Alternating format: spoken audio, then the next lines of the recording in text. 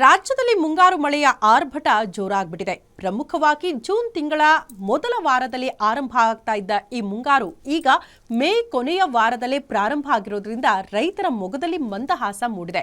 ಕಾರಣ ಅತಿ ಬೇಗ ಬಿತ್ತನೆ ಮಾಡುವುದಕ್ಕೆ ಈ ಮಳೆ ಸಹಕಾರಿಯಾಗುತ್ತೆ ಅಂತ ರೈತರು ಬಿತ್ತನೆ ಬೀಜಕ್ಕಾಗಿ ಮುಗಿ ಬೀಳ್ತಿದ್ದಾರಂತೆ. ಈ ಕುರಿತ ಒಂದು ವರದಿ ಇಲ್ಲಿದೆ ನೋಡಿ.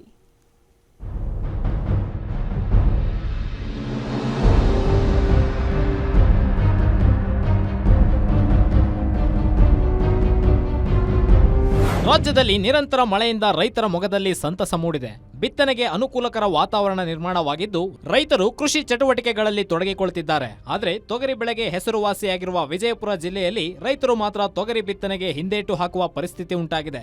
ಕಳಪೆ ಬೀಜಗಳ ವಿತರಣೆ, ಅಪಾರ ಪ್ರಮಾಣದ ಬೆಳೆ ಹಾನಿ ಮತ್ತು ಸಮೀಕ್ಷಾ ವರದಿ ಸಲ್ಲಿಕೆಯಾದರೂ ಕಳೆದ ವರ್ಷದ ಪರಿಹಾರ ಬರದೇ ಇರುವುದಕ್ಕೆ ರೈತರು ತೊಗರಿ ಬಿತ್ತನೆಗೆ ಹಿಂದೇಟು ಹಾಕುವ ಸಾಧ್ಯತೆ ಇದೆ.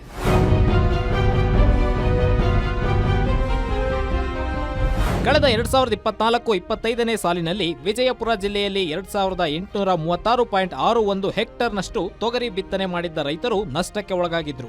ಈ ಬಗ್ಗೆ ಜಿಲ್ಲಾಡಳಿತದಿಂದ ಸಮೀಕ್ಷೆ ಕೂಡ ನಡೆಸಲಾಗಿದ್ದು, ಆದರೆ ಪರಿಹಾರ ಮಾತ್ರ ಇನ್ನೂ ಬಂದೇ ಇಲ್ಲ.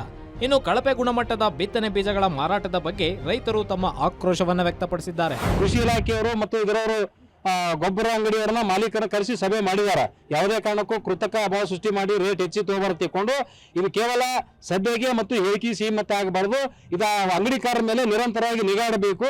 ಪ್ರತಿ ಅಂಗಡಿ ಮೇಲೆ ಸರ್ಕಾರದ ಏನ್ ರೇಟ್ ನಿಗದಿ ಆಗ್ಯದ ಒಂದು ಬೋರ್ಡ್ ಅನ್ನು ಫಿಕ್ಸ್ ಮಾಡಬೇಕು. ರೇಟ್ ಬೋರ್ಡ್ ಒಂದೊಂದು ಪ್ಯಾಕೆಟಿಗೆ ಅಥವಾ ಒಂದೊಂದು ಕೆಜಿಗೂ 5 ಕೆಜಿ ಒಂದು ಪ್ಯಾಕೆಟ್ ಅನ್ನು ಮಾಡಿರ್ತಾರೆ ಅಥವಾ 1 ಕೆಜಿನೇ ಇರಲಿ, ಸರ್ಕಾರದ ಏನ್ ನಿಗದಿಪಡಿಸಿದ್ರು ಅದೇ ನಿಗದಿ ರೇಟ್ ಬೋರ್ಡ್ ಅನ್ನು ಹಚ್ಚುವಂತ ಮೂಲಕ ರೈತರಿಗೆ ವಿತರಣೆ ಮಾಡಬೇಕು. ಪ್ರತಿ ವರ್ಷವೂ ಕೂಡ ಅನ್ನದಾತರಿಗೆ ಒಮ್ಮೆ ಬರದ ಬರೆ, ಇನ್ನೊಮ್ಮೆ ನೆರೆಯ ಬರೆಯಿಂದ ಕೈಗೆ ಬಂದ ತುತ್ತು ಬಾಯಿಗೆ ಬರದಂತಾಗುತ್ತಿದೆ.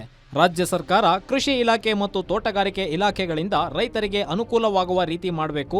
ಸರ್ಕಾರ ನಿಗದಿಪಡಿಸಿದ ದರಕ್ಕಿಂತ ಹೆಚ್ಚುವರಿ ದರಕ್ಕೆ ಬಿತ್ತನೆ ಬೀಜ, ರಸಗೊಬ್ಬರ ಮಾರಾಟ ಮಾಡುವ ಅಂಗಡಿಗಳ ಮೇಲೆ ಅಧಿಕಾರಿಗಳು ದಾಳಿ ನಡೆಸಬೇಕು. ತಪ್ಪು ಕಂಡು ಬಂದಲ್ಲಿ ಕೂಡಲೇ ಅಂತಹ ಮಾರಾಟಗಾರರ ಅನುಮತಿ ರದ್ದು ಮಾಡುವಂತೆ ರೈತರು ಆಗ್ರಹಿಸುತ್ತಿದ್ದಾರೆ. ಮಾನ್ಯ ಕೃಷಿ ಅಧಿಕಾರಿಗಳು ಅದೇ ರೀತಿಯಾಗಿ ಮಾನ್ಯ ಜಿಲ್ಲಾಡಳಿತ ವಿಶೇಷ ಕಾಳಜಿ ವಹಿಸಿ ಈ ವರ್ಷ ಕೂಡ ಯಾವುದೇ ರೈತರಿಗೆ ಬೀಜ, ಗೊಬ್ಬರ, ಕೃತಕ ಅಭಾವ ಸೃಷ್ಟಿ ಆಗದಿರುವ ಹಾಗೆ, ಆಮೇಲೆ ಎಷ್ಟೆಷ್ಟು ಅವಶ್ಯಕತೆ ಐತಿ ಎಲ್ಲವನ್ನ ಸಂಗ್ರಹಣೆ ಮಾಡಿಕೊಂಡು ನಮ್ಮ ರೈತರಿಗೆ ಅನುಕೂಲ ಮಾಡಿಕೊಡ್ಬೇಕಂತೇಳಿ ಈ ಸಂದರ್ಭದಲ್ಲಿ ಆಗ್ರಹ ಮಾಡ್ತಾ ಇದ್ದೀನಿ.